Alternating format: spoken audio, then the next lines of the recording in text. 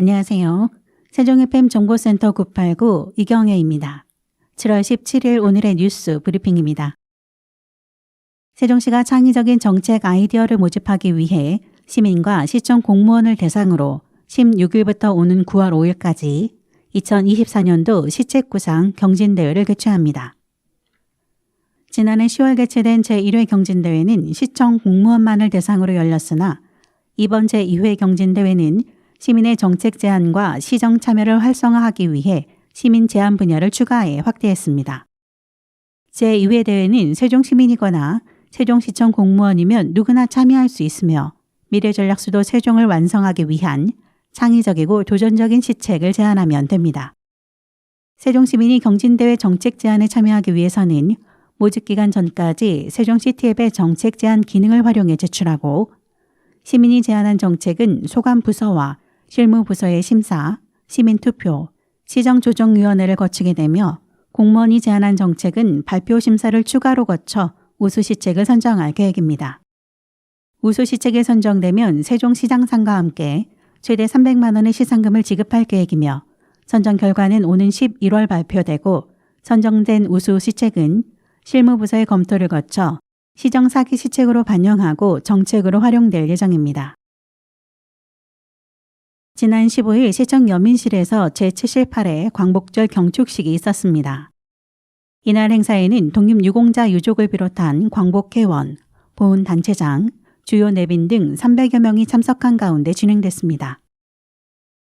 경축식은 고운소리 시니어 팀의 공연으로 문을 열었고 이어 국민의례를 시작으로 205 광복회 세종시 지부장의 기념사와 세민호 시장의 경축사, 광복절 노래 제창, 독립유공자 유족 대표 엄대현님의 선창에 따른 만세 삼창순으로 진행됐습니다. 경축식이 끝난 후 진행된 음악회에서는 세종 사계절 하모니 합창단이 내 나라 우리 땅 등을 합창하고 25연 가야금 중주단의 전통민요 오봉산 타릉 연주와 피아노 서운숙, 테너 전상용, 소프라노 최우영으로 구성된 성악 트리오가 무대에 올라 홀로 아리랑 등을 공연하며 경축 분위기를 북돋았습니다. 세종시 교육청은 학교 현장에서 활용이 가능한 교육용 메타버스 공간 및 활용 지원 자료를 개발하여 보급합니다. 이 자료는 메타버스와 에듀테크를 활용한 디지털 교육의 저변 확대를 지원하고 교실 수업을 개선하기 위해 개발되어 다양한 주제의 교육이 가능한 메타버스 공간과 각 메타버스 공간을 활용한 교육 지침을 제공해 학교 현장에서 쉽게 활용이 가능하도록 했습니다. 메타버스 활용 교육 자료는 범교과 교육, 지역화 교육, 학급 경영 등 3개 영역 9개 주제로 구성되어 있습니다. 범교과 교육 영역은 독립운동가 활동 체험 및 6.25 무명용사 체험, 호국 보훈 교육용 메타버스, 맞춤법을 주제로 생활 속 올바른 맞춤법을 알아보는 메타버스, 장애 이해 교육용 메타버스, 생존 수영 사전 이론 교육을 위한 메타버스 등으로 이루어졌습니다.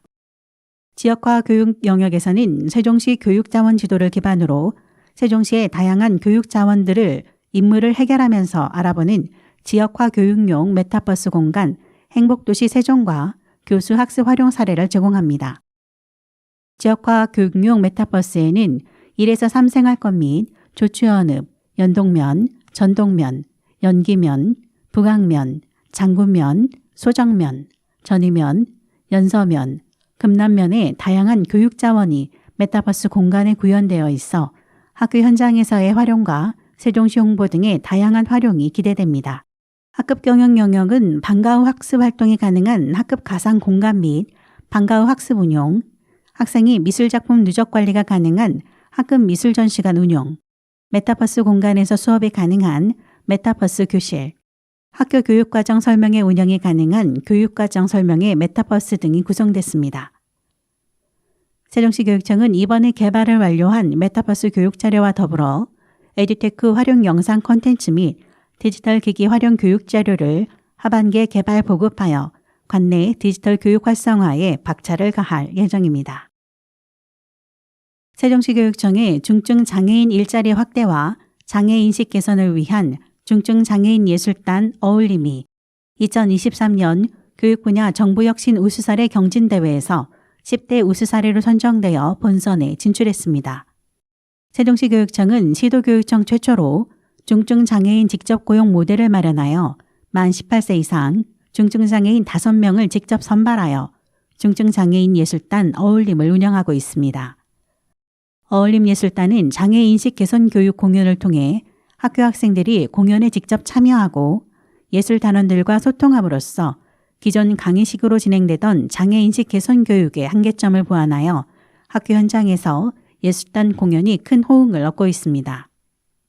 임전수 교육정책국장은 예술단의 문화, 예술 공연을 통해 일반 학생들이 평소 장애인에 대한 편견을 개선하고 장애인을 우리 사회 구성원으로 사회 통합과 포용적 복지 실현을 위한 노력의 결과가 대외적으로 인정을 받았다는 점에서 의미가 크다라고 하며 앞으로 다양한 분야에서 중증장애인의 일자리를 확보하고 이와 더불어 세종시의 모든 학교와 학생들이 더욱 행복해질 수 있는 정책을 마련하기 위해 노력해 나가겠다라고 말했습니다.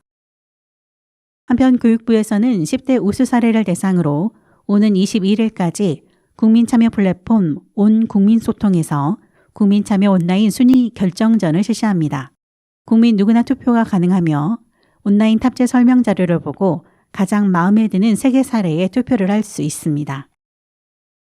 박보균 문화체육부 장관은 지난 16일 문체부 서울 사무소에서 지난달 18일 종영한 이야기 배틀 예능 프로그램 오늘도 주인공의 우승팀 사인 김은혜, 박영희, 양순영, 이점순 씨를 만나 6070 세대의 뜨거운 문화 참여 열망을 격려하는 자리를 가졌습니다.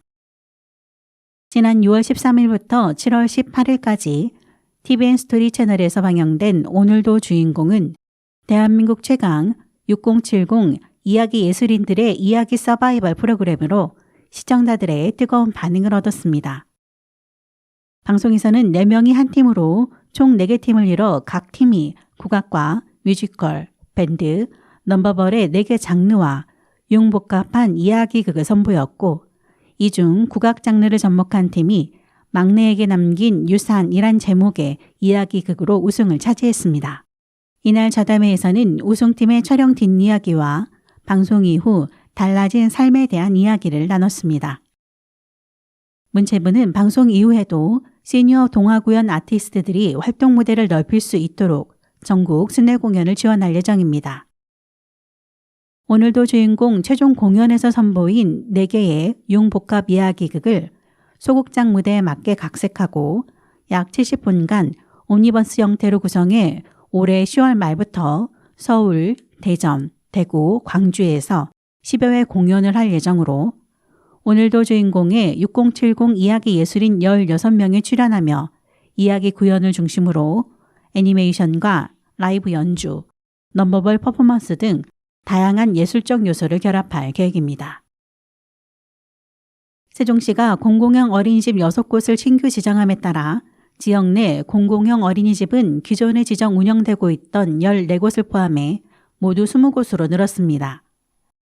공공형 어린이집은 민간 가정 어린이집 중에서 우수한 곳을 지정해 운영비를 지원하고 보다 강화된 운영 기준으로 양질의 보육을 영유아에게 제공하는 어린이집으로 공공형 어린이집으로 지정되기 위해서는 한국보육진흥원 평가 인증 결과 최상위 등급 확보, 영유아 보호법 및 지침 준수, 어린이집 설치 기준 준수 등 기본 여건 및 세부 기준을 통과해야 합니다.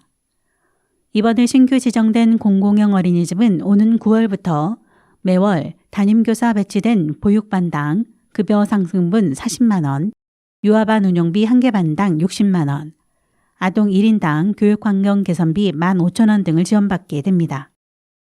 시는 공공형 어린이집을 지속적으로 확충해 자녀를 믿고 맡길 수 있는 높은 수준의 보육 서비스를 제공해 나갈 계획입니다. BOK 아트센터 6층 갤러리에서는 8월 15일부터 8월 20일까지 팔주노초 파남보 미술전 레인보우가 진행 중입니다. 이번 전시회의 주제는 레인보우이며 아이들이 무지개처럼 다양한 색깔의 나를 표현한 전시회입니다. 전시에 참여하는 인원은 세종시 소재 3곳의 미술학원 아이들이며 총 73명의 아이들이 참여하여 각양각색의 색깔로 자신의 작품을 보여주고자 했습니다. 이상으로 세종 FM 정보센터 989 오늘의 뉴스 브리핑 마치겠습니다. 감사합니다.